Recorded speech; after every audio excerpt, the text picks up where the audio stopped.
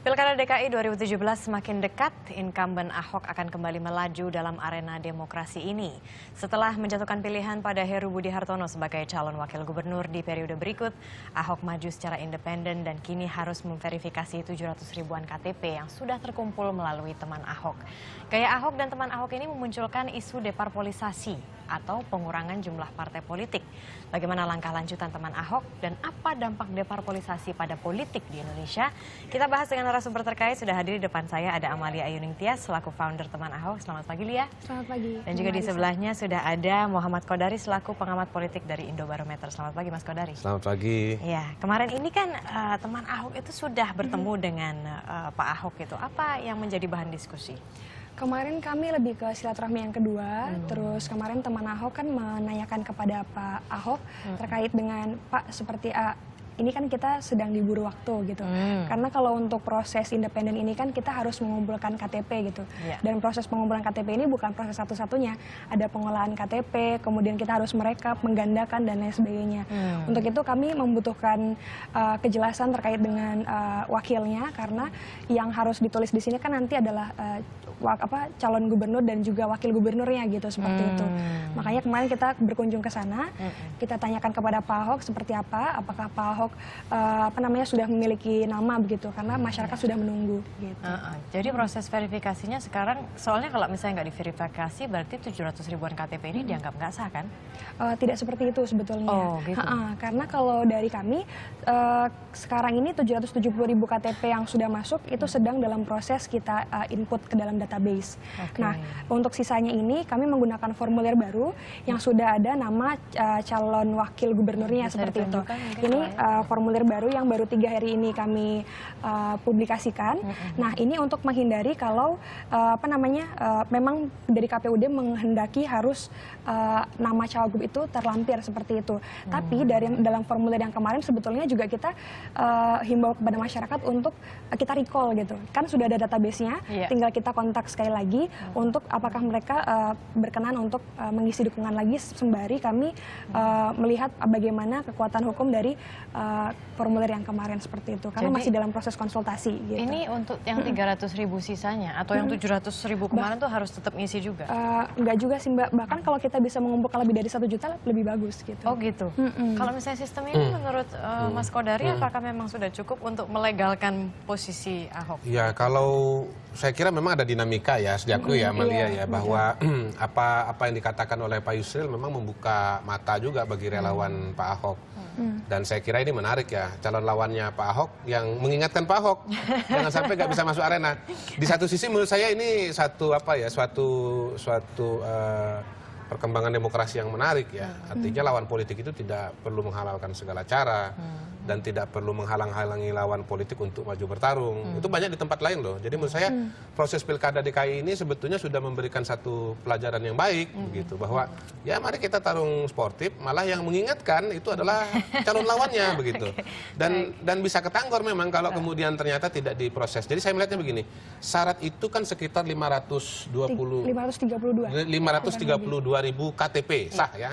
Nah, pengalaman memang calon independen selalu menyediakan KTP atau dukungan lebih daripada yang disyaratkan. Dengan asumsi bahwa akan ada persyaratan yang diajukan yang tidak memenuhi syarat. Istilahnya dicoret oleh KPU. Entah karena memang kualitas pengumpulan datanya tidak baik atau dalam tanda kutip menghindari adanya sabotase politik dari lawan-lawan politik. Maksudnya? Di ini nggak bisa, itu nggak bisa gitu? Penyelenggara pilkada itu kan asumsinya kan harus netral. Tapi dalam praktek politik seringkali penyelenggara pilkada itu dianggap sebagai bagian perpanjangan tangan dari tokoh tertentu. Sehingga kemudian ada upaya untuk menjegal calon independen dengan cara membatalkan KTP yang masuk. Misalnya kalau pas-pasan masukkan 532 ribu KTP. Lalu kemudian dikatakan ya 10 ribu saja tidak sah. Apalagi kalau misalnya 100 ribu misalnya tidak sah. Itu kan repot ya. rempong itu mengumpulkan dalam waktu yang singkat. Memang nanti tidak seketika akan dibatalkan. KPUD akan memberikan kesempatan untuk memperbaiki.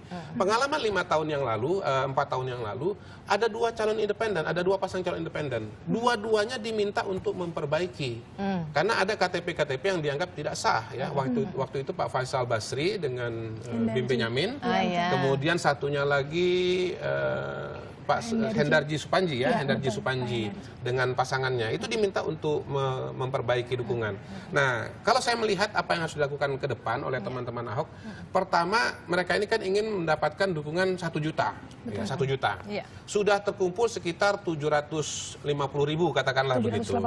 780.000. Saya diskon dikit boleh ya begini ya, biar gampang hitungnya. Baik, Pak. 250.000-nya itu mungkin dikasih formulir baru. Ini ya. 250.000 dikasih formulir baru. Tapi yang 750-nya itu harus mendaftar ulang, harus mengisi formulir ulang, ya kan? Tapi seberapa besar peluang keberhasilan memperbarui dukungan itu dan seberapa cepat itu tergantung kepada kualitas data yang sudah dimiliki oleh teman Ahok sekarang ini. Kualitas data itu masuk. Kalau 750.000 yang kemarin tanda tangan sudah dimasukkan database, ya, artinya bukan berupa KTP yang nyebar-nyebar, kemudian ada nomor teleponnya, ada alamatnya, dan itu bisa dihubungi, mungkin bisa cepat. Tapi bayangkan kalau yang ada itu adalah KTP-nya saja, begitu, atau nomor teleponnya tidak akurat, itu akan repot untuk memperbaiki. Nah, sekarang memang belum ada jadwal ya, karena undang-undang pilkada kan belum selesai direvisi. Walaupun pemerintah sudah menetapkan tanggal 15 Februari 2017 sebagai tanggal pilkada serentak, termasuk untuk DKI Jakarta. Tapi dari pengalaman sebelumnya kita bisa narik mundur sebetulnya. Kira-kira kapan sih yang namanya calon independen itu sudah harus mendaftar? Teman-teman Ahok bagaimana punya hitungan? Kemarin sih dari perkembangan yang terakhir itu sekitar pertengahan Agustus kami sudah harus mendaftar ke KPUD.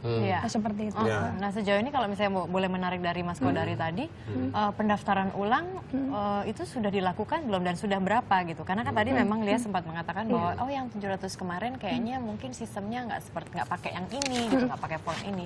Lalu sebetulnya paling basic bukan tidak pakai formulir. Baru ada 1 nama. Baru ada 1 nama. 1 nama. Sementara aturan pilkada mengatakan harus 1 pasang. Itu dia. Lantas bagaimana solusinya? Kalau kemarin ini kan baru formulir ini kan kita baru ya 2-3 hari ya beredar di di masyarakat.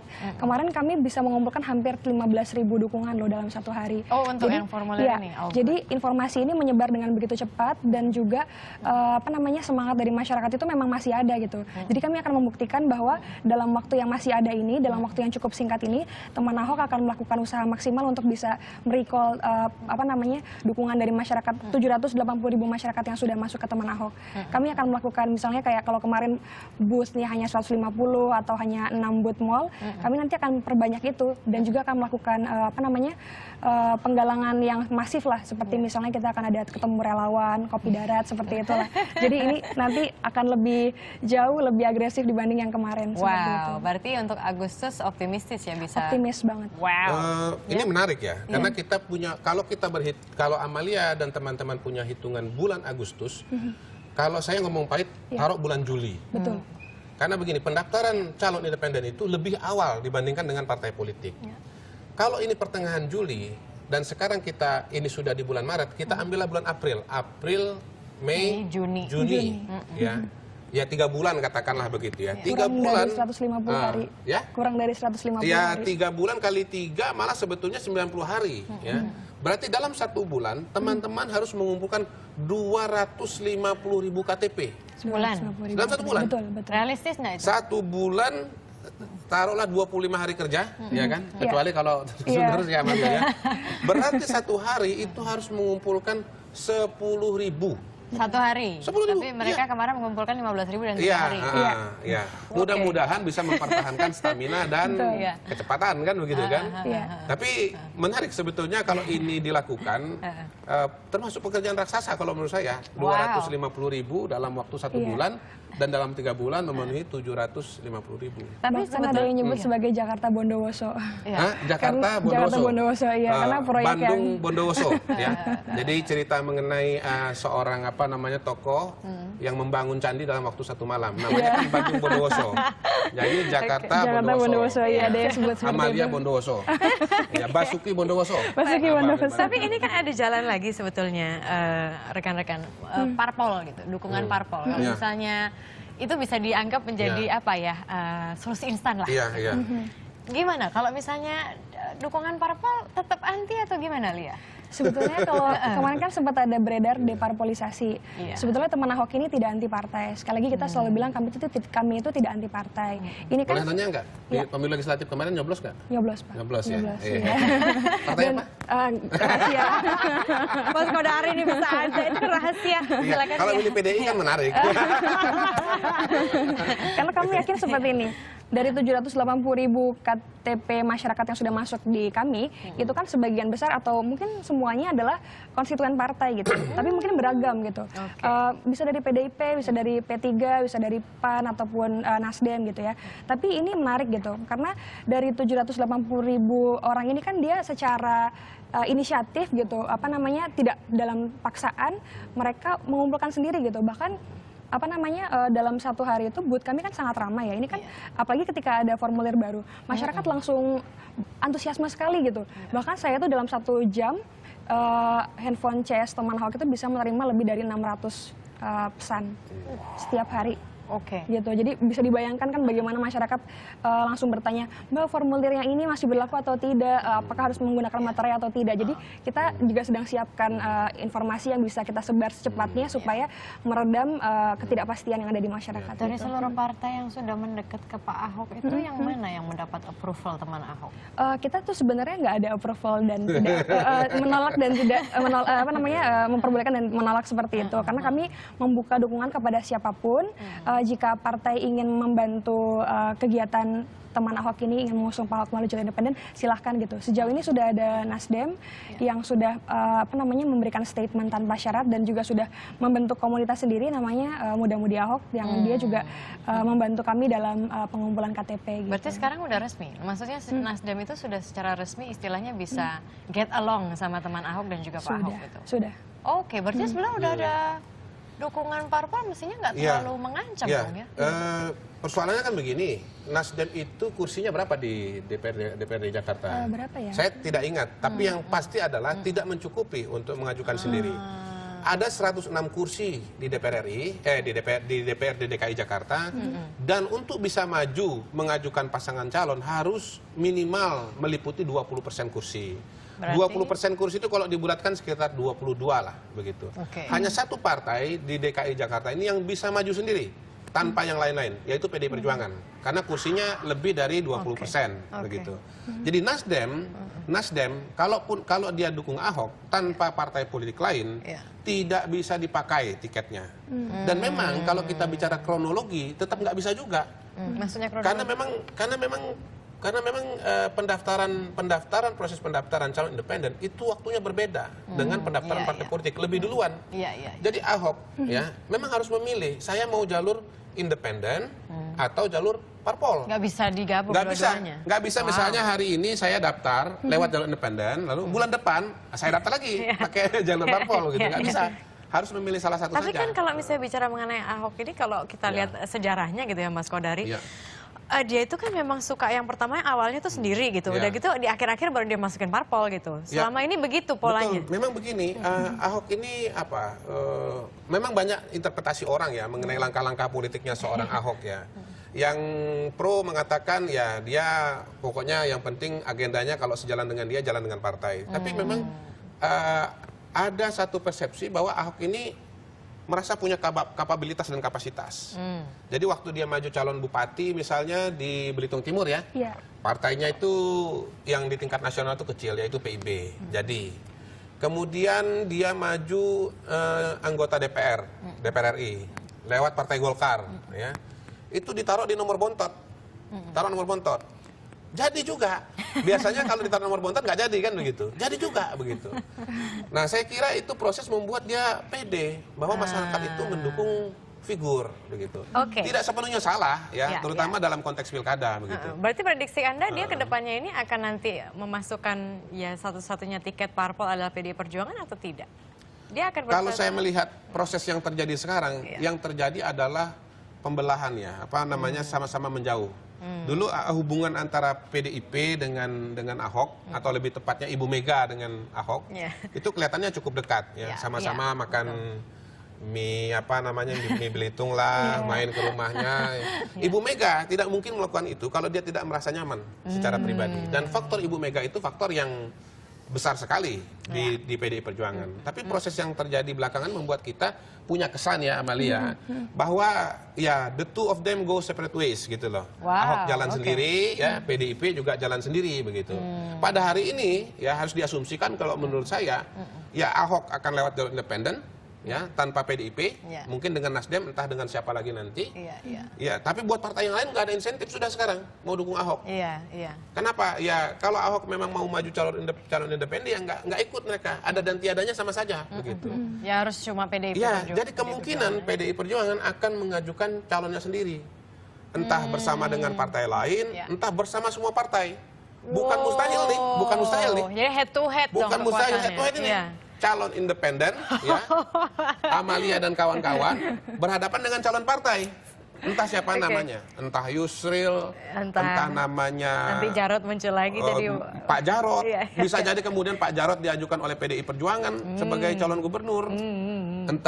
Entah pemain pinjaman, ya, pemain impor Itu kapan dari Jawa kita Tengah, bisa- Ganjar, atau pemain impor dari Surabaya, Risma. Iya, iya, iya. Saya kira menarik sekali. Itu kapan akan kita lihat mungkin gejala-gejala ke situ, Mas Kodari? Saya kira 2 bulan, 3 bulan dari sekarang kita sudah akan lihat, karena partai politik akan membuka pendaftaran ya, membuka pendaftaran dan kita akan lihat siapa yang mendaftar.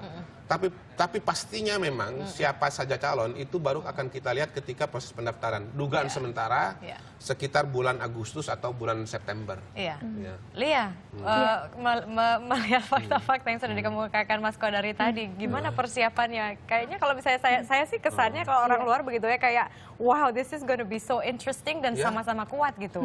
Sedangkan kalau misalnya kita bicara mengenai calon independen, ada undang-undang yang mengatakan oke, dalam UU Pilkada dijamin hak perorangan atau independen. Ya. Independen itu liberal, tapi ada juga yang mengatakan ini tidak ada payung hukumnya dan undang-undangnya.